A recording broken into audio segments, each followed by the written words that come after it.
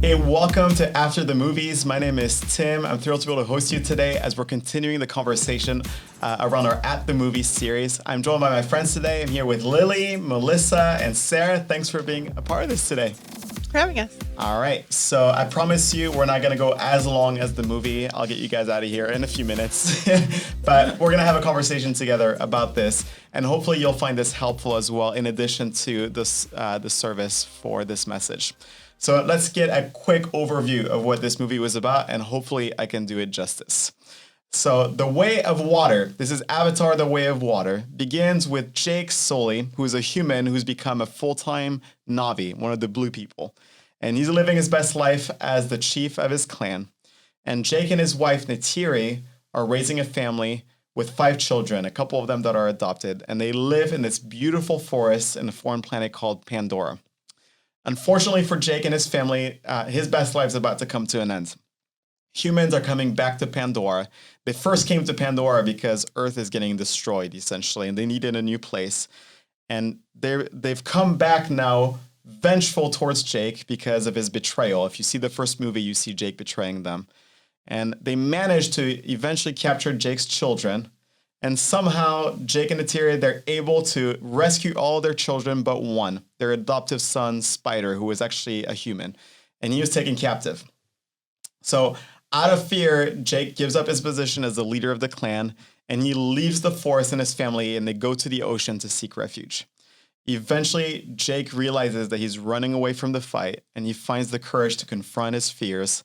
And his family and the reef people all join forces to defeat the humans. The sky people is what they call them in it. Does that about summarize it? Did I do a good job? I think so. All right. So from all of you, what were some of the standout moments? Like things that really, man, that was a good part of the movie for you. There were a lot of parts So of the many. movie. Yeah. There's a lot of parts. Yeah, it's so like over many. 3-hour movie. Yeah, So. like in hour one, I think the overall, I really liked the family story and watching the family grow and change. The one about the middle, I think he's the middle child, like the boy who The younger one. bonds with the whale. Oh, yeah. Oh, The yeah. one It's who's not kind a of whale. Yeah. the black sheep of the family a Yeah, little bit. I really liked his storyline. I felt like it was really well developed and also very redemptive. And, you know, he connects with his dad at the end in a new way. And I just think it is kind of a universal family story that you feel on the outside and you have to find yourself. And I think it was really cool. That's good. Yeah. Anything else? There was a lot of parts. I mean, it was such a long movie. I sat there for so long. I mean, I also like the family part and like the story behind like I know like how all the kids were like involved in it and like the little whale thing. It was so cool. And like I don't know, I liked how Jake like stood up for his family and like in so many parts he was like very protective over his family and like how what's his wife's name? I forgot. Neytiri. Neytiri. She was very protective of her children. Like when you know, like one of them got hurt, she was super upset and like they were like on a mission. Like I love how like they were so determined to like defeat them and everything and like they were just so motivated. Like I want that kind of motivation. Like even like looking at her as a mom is like inspiring. And so I really like that part. One of my favorite parts in the movie, spoiler alert, I think we're way past that. is when both of the parents are in peril. You know, they're trapped in that sinking ship and the kids are able to rescue their parents. I thought that was a super cool moment. Yeah, that was kind of like a switching of the roles a little bit because Jake from the beginning was like the protector of the family and he was the one having to do everything like, in his power as much as possible to keep everything together. And that was like a reversal of the roles. Yeah, that's cool. There's a big theme in this movie. Actually, Pastor Regis talks about this in his message a little bit. There's a big theme in there about like this longing, this desire for peace. and like they're having this great time in Pandora in the forest, and so he at the moment that there's a threat essentially towards them, they just escape in order to find like this respite essentially for their family to be together. And so they just want to live their life. And he runs away from the conflict in order to maintain the peace and the protection of his family. And obviously, at the end of the movie, we find out that wasn't really the right solution for their family. But why do you think that running away from the conflict is usually the first instinct? For most people. Why is it easier, though? Because conflict is scary. Yeah. And there's a risk that, well, in the case of family, those you love could be hurt, you know?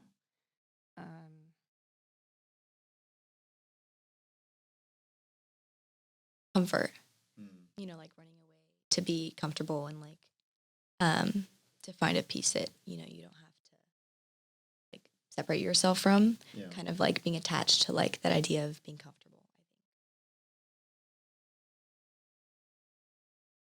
I mean, I think they said it. I think the idea of the risk. I don't know. I think both are hard though. I think running away from what you've known and then running toward conflict, they're both hard. Like you would have to weigh the pros and cons of both because there is a comfort in being able to stay where they were and with their people. And he had a position that he gave up to protect his family. And so to stay there in that level of comfort. And then there's a level of comfort in running for sure. So I don't know. I think both are hard. Yeah. So, yeah, go ahead. Neytiri, you know, remember she wanted to stay and, you know, the parents were kind of arguing about, you know, staying and leaving. And so how do you discern in those moments? Because both of them, I think you're right. I think both options are difficult when we're faced with a challenge before us. Maybe in their case, it's a threat to their own life. But how do we discern what's the right thing to do, whether to face it or to run away from it? Because I do think there would be a scenario where running away would be the right thing to do. Yeah. No, I mean, I think discerning it would have to be, and this is all my opinion, but moment by moment or situation by situation, because even in the movie, I mean, I don't know how I felt. In my mind, I'm like, these are real things. They're not real things, but in the movie, he also left because he was trying to protect the people, like the whole clan, because he felt like his presence was making it more dangerous and it was a threat. So he's trying to protect everybody.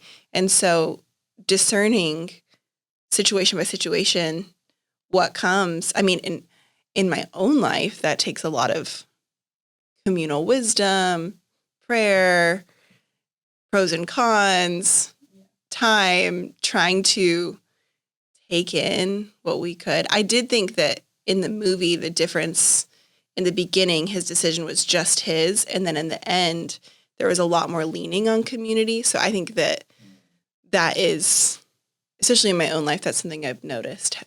Taking in other perspectives and letting people support you often helps you discern what's better. The way of water, when he moves to this new area, which they call the way of water. I don't know if that's what they were calling it in the movie, actually. Another part of Yeah. Pandora, the globe, or is it the forest? the giant globe, right? It's the It's planet. humongous. Okay. I got that part right. Yeah. It's a lot of details. Yeah. I wish I had taken like notes when I was watching it last night. Yeah. Man. So when he moves over to the ocean with the ocean people, there's two things that get taken away from Jake. His position that he had, right? He was the chief of his clan, and his home, right? Like the place of comfort for him. So he had this place of influence and this place of comfort that he had to give up like entirely and start fresh from a new place. Have you guys ever been in a position like that before?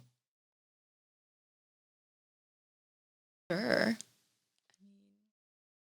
I can adapt pretty easily Yeah. to like different places, but I don't think that like I was ever like stripped away from way. I mean, we went to camp like this past week, all the students, and like, oh my gosh, there were so many people because we had to sleep on the floor the first night, and people were like, oh my gosh, I want my bed, like I want to go home, and I was like, this is great, like I love the woods. We did get lots of bug bites, which was not very fun, but honestly, I don't think I've had a You really situation. did give up your comfort. I did give up my comfort in a way.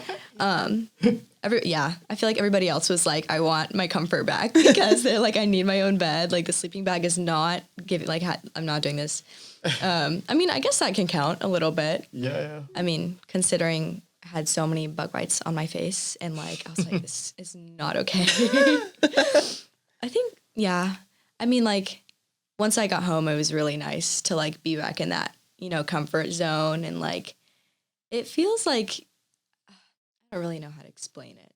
I mean, in the woods, it's a little bit different, but like, I can kind of like, what Jake's feeling, like he's stripped away from his home, like his family is at risk and like his whole clan is like at risk. And like, I don't know, it kind of connects with all of us, I guess, when like, you're just not somewhere where you're at home. Like if you're a homebody and you're like, I am not used to this, like I don't like to adapt, like he had to really sacrifice a lot. And like, I love how he was willing to adapt. He was like, for the, comfort and to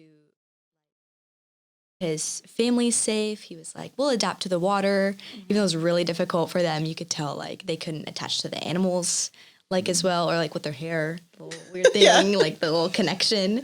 Like, what are these things? Because they had like the other flying animals back in the their Forest. Yeah. Now they had flying animals. Swimming animals. They like their tails like go in the water like this. Yeah. They're like, I think so. But, Yeah. Anyone else have had experience like that? Like camping? I've been on a couple of student camps, and I actually like that. Sleeping on the tarp underneath the stars. And you just make sure you bring a nice thick sleeping pad, and then you treat your bag with bug spray and stuff. oh yeah. I don't like to camp, but I did move. I've made a couple big moves in my life, once as a kid and then once as an adult, like big geographic moves. And I very much identify with that. Like even in a grocery store, having to find all new, like learn all the new aisles. And that's a very minor part of it, right? Versus leaving your family and your comfort and people who know you, and you don't have to introduce yourself again and again. When we moved here, I remember I told my husband I felt like I was constantly going on first dates every time I met a new person, because you're like, hi, this is my name. No, this is what I studied in college. And I have 2 brothers. How many do you have? And you're repeating the same conversation over and over again.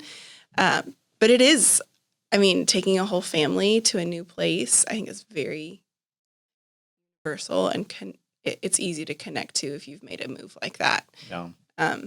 Whether or not, even if it's a position, there's a position of people knowing you and understanding you, and then you go to a place where people don't know you and don't understand you, and you have to find yourself and also find the peanut butter in a new grocery store. It's really, it seems, like a small thing, but when that's the last thing you want to do, and you had to use the maps to get just to the grocery store, and you get in the grocery store and you feel like you need a map for the grocery store. It's a lot. So yeah, it's all these little micro changes, right, that all add up in the end that can become overwhelming.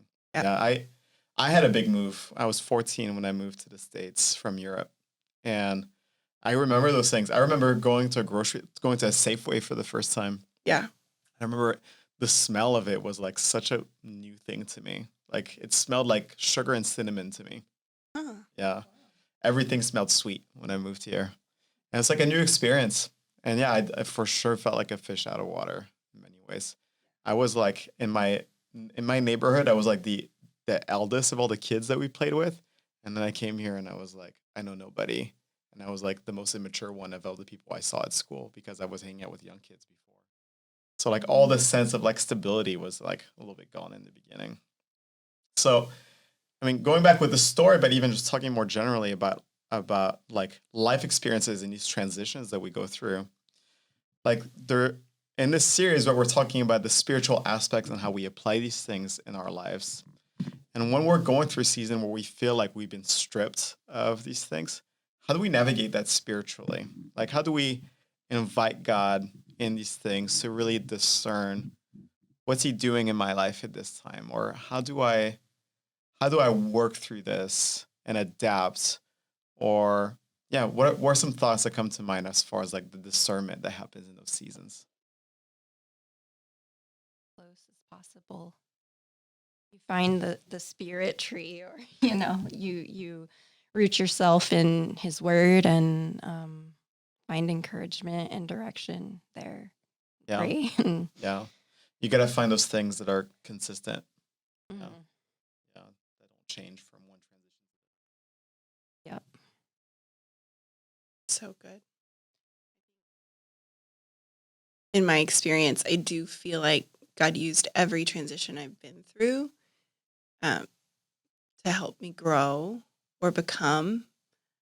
I think becoming is probably a better, more than growing, like becoming more of who I should be if I do what you're saying. Like if I stay close to God and if I allow all of those things that are stressful to bring me closer to Him, I look back on the person I was before that transition or before that difficult thing, and I can see that the stretching was actually a part of me becoming who I am now.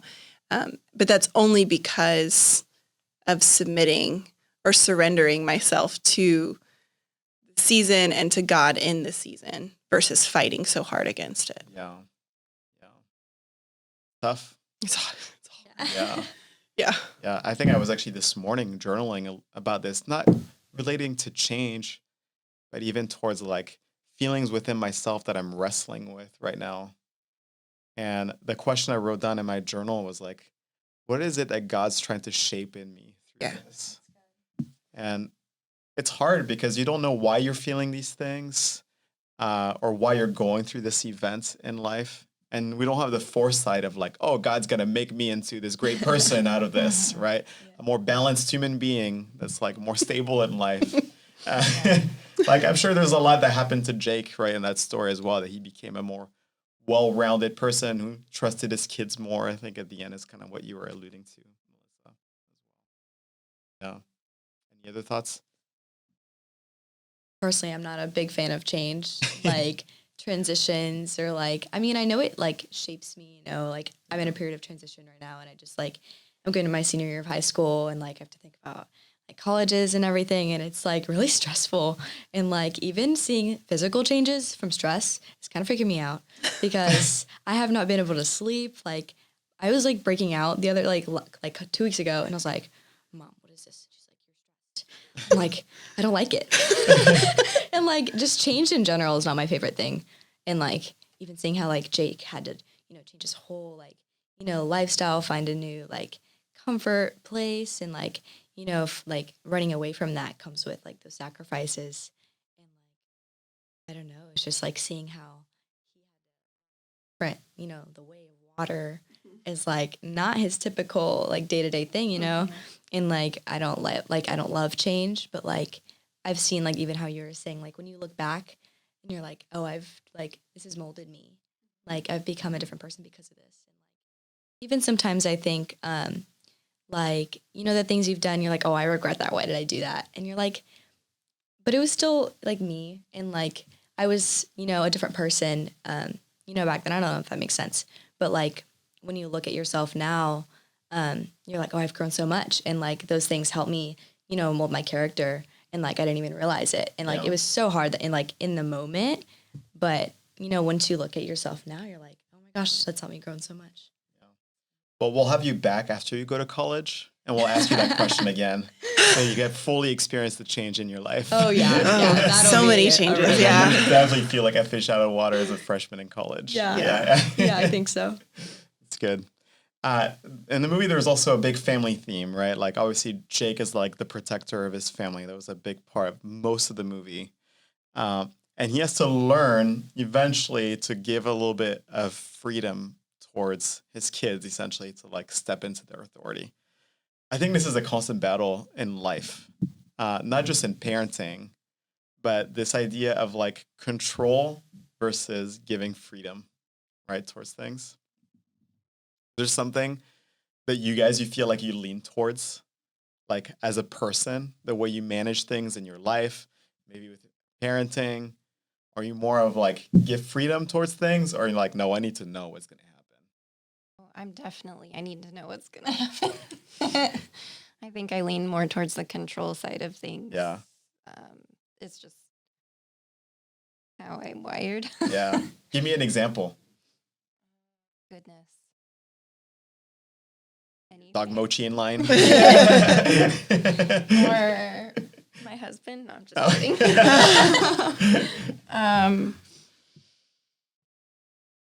Honestly, anything really. Yeah, you just have to know it. It has to be on the calendar for you. Yeah. Yeah.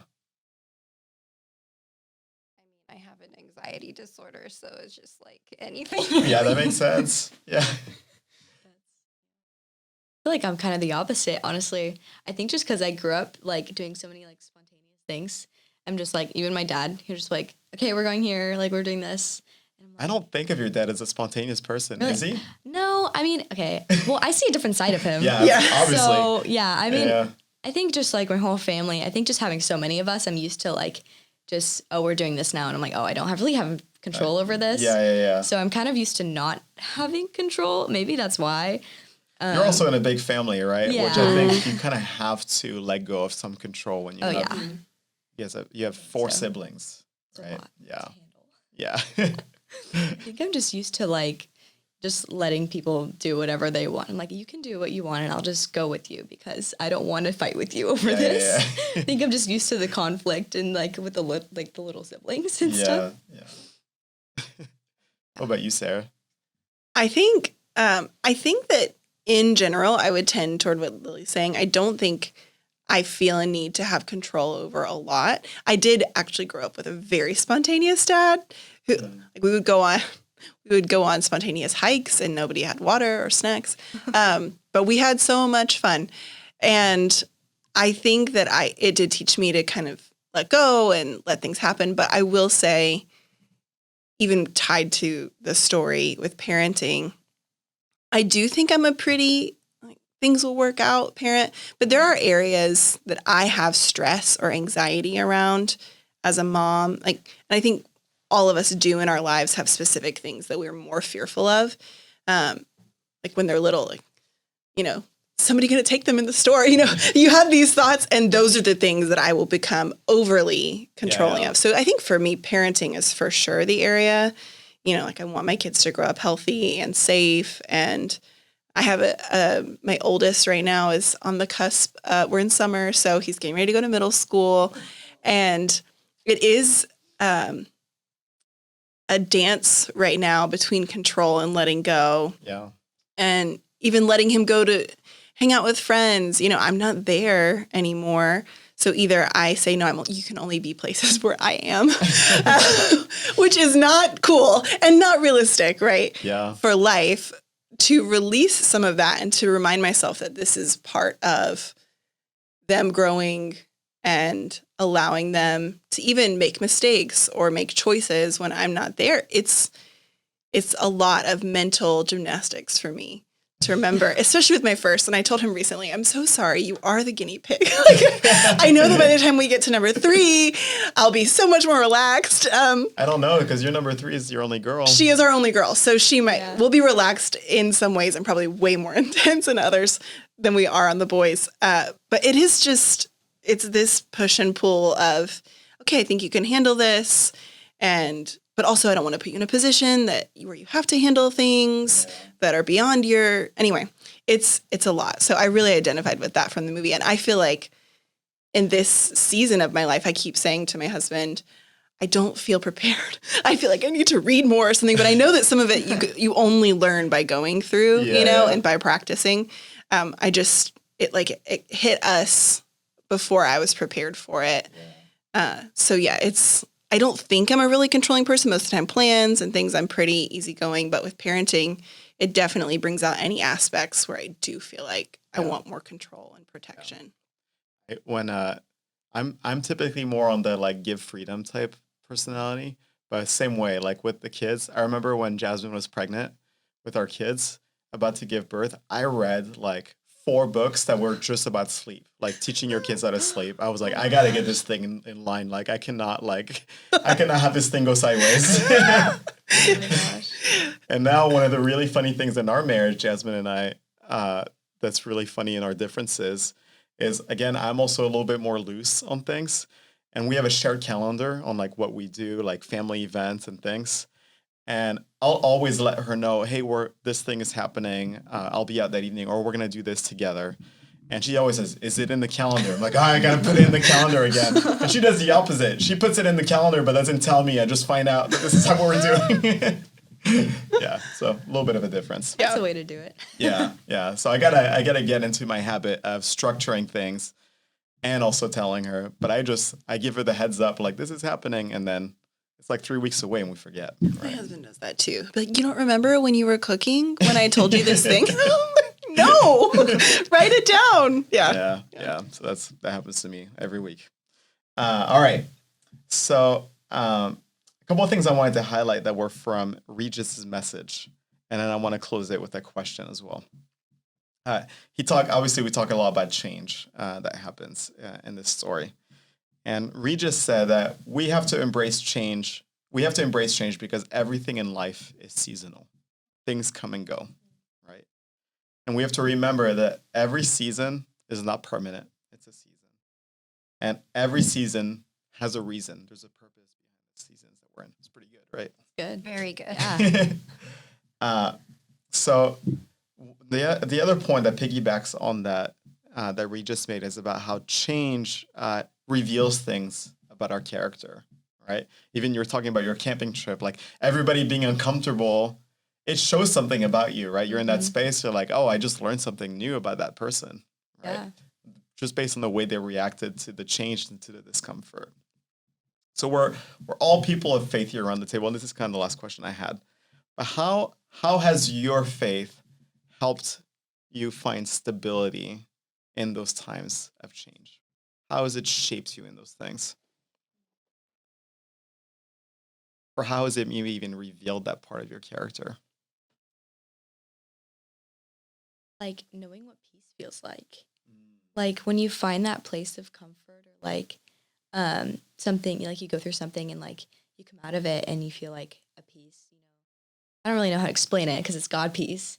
But like that really like says something about you and like where you find yourself. And like, I think that once you find that peace, it like just proves that like God is real. And like in the middle of a circumstance like that, like, and like even just praying and like having that faith and like being peaceful in the middle of something like that is like something that I've seen in my life too. Just like God gave me something that I can't really explain.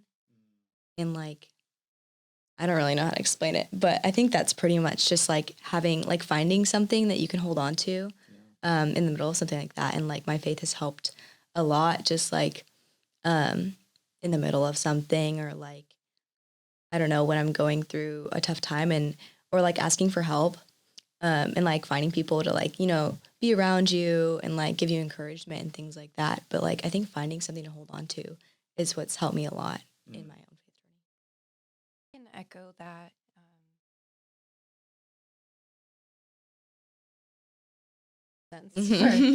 Especially for some of the crazier seasons. And having an anxiety disorder, you wouldn't think that peace is something that you could feel or have inside you. But honestly, God has taught me a lot through having an anxiety disorder, like that he can always be depended upon. Like I might want to control the situation, or I might put a lot of energy into like thinking about all these different outcomes and things like that. But ultimately he's going to work it out. And, you know, it's okay. Like, God embraces me as I am. And he isn't ashamed of me for, you know, some of my emotional states. Like, he embraces me. He appreciates my honesty. And I feel knowing that I'm safe with him. Good. I think, like, going back to what you were saying about writing in your journal, like, what is God doing? I think for me, I hope that the distance is closing between the time that I experience change or stress and freak out and then go to God. Yeah. that time closes, because I do experience, when I hold things up to the light, hold my experience up to the light of God, there is, I don't know, I think it's so cliche to say, you know, everything has a reason. I don't know if that's helpful, but I think it's more helpful to me to know, like you guys said, that God is always with me and that God is big enough to use everything. And in fact, often uses change or things that I don't want to have to change, or stress that I didn't anticipate or ask for, to form me if I allow him into a better mom or friend or person, or to bring me closer to him, and hopefully to bring me closer to him faster so that I can experience his goodness and his kindness and his grace in the middle, like you said, Lily, of whatever I'm going through faster, hopefully, than I experience my own turmoil, that I can access him interacting with that. And then the good that comes out of when he interacts with my stress. I want to piggyback on something you said, like about the, like the finding the reason in that season, like a change you're experiencing. I do think that there's always a reason that we can find on the back end. Like when we're past a season of change or a season of difficulty, on the back end, we can find the reason for it. But when you're in the midst of something really difficult, having a reason doesn't really help. And I even can think on like previous experiences where I was asked that, like, do you see God doing something in this? Like, is there a purpose in this for you? And I don't even want to give that season the merit of having a greater purpose, because it just sucks. Like, you don't want to experience, you don't want to give it the merit of having like a greater purpose. You just want to say, this sucks, I want to get over it. And then hope maybe I'll find purpose behind about this on the other side of it. But the part where I found most comfort in something you were saying is like knowing that God is there, that he sees me, that I'm not alone in this, that he wants to be my friend. To me, it's like having those friends and those people around me to support. That's what I want in those seasons. And knowing that that's true for God as well, and that we can find that in him. I think to me, that's what brings peace that you were talking about in the midst of those things. Good. Cool. Well, thanks for being part of this conversation with me. Yeah. And joining me on this experiment and this podcast after the movies.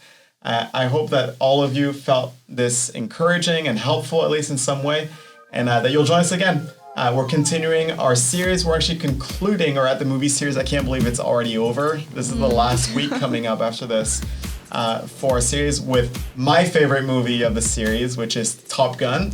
Oh, yes. Yeah. Great soundtracks, great story, great action, all around. Great movie. So we're going to be unpacking that again in the podcast, but make sure you join us on Sunday as well, as we're going to be live streaming the service on our Church Online platform at Echo.Church this Sunday, or at any of our campuses in North San Jose, Sunnyvale, and Fremont. We'd love to have you there, and you can continue this journey with us. But thanks for joining us today, and hopefully we'll see you next time.